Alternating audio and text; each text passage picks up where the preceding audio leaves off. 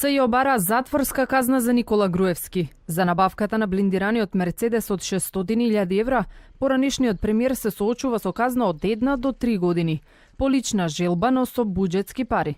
Барал да се купи блиндиран Мерцедес и тоа од позиција на моќ, кога бил премиер, велат од специјалното обвинителство. Обвинителите на Катица Јанева во завршниот збор поентираа и дека пред народот Груевски се возел во дотраени возила, чувајќи го луксузното безбедносно возило далеко од јавноста. Тој како премиер си има, сите знаеме каква политичка и реална моќ имал. Тоа е едно од обележијата на делото. Неговото барање до тогашниот министер за внатрешни работи е второто обележие на кривичното дело. Сега мотивите што се работи за лична желба, личен хир. Тоа го појаснивме и таму, меѓутоа тоа можеш од свој џеб, не од буџетски.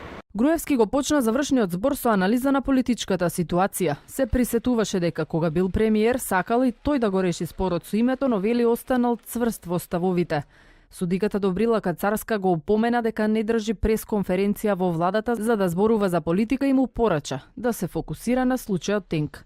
Тој се правдаше дека не барал да се фаворизира една фирма и не го искористувал влијанието на прв човек во владата. Живееме во ера во која на цела планета и во Македонија копијата не е доказ. Овој случај се темели исклучиво на незаконски прибавени докази, но во ниту еден документ го нема моето име. На крај Груевски им порача на судиите дека има надеж во нив оти ќе донесат праведна пресуда. Според него, ослободителна и покрај шпекулациите за влијанија на Зоран Заев во судството. Никој, ама баш никој не може да влијае врз председателот на овој совет. Му одговори судиката Кацарска. Наредната среда поранешниот премиер ќе ја слушне првата пресуда против него за случајот Тенк. Истиот ден ќе му се пресуди на некогашниот шеф за јавни набавки Ѓоко Поповски. Тој денеска објаснуваше дека набавката на возилото била законска и не ја злоупотребил позицијата за да му удоволи на премиерот.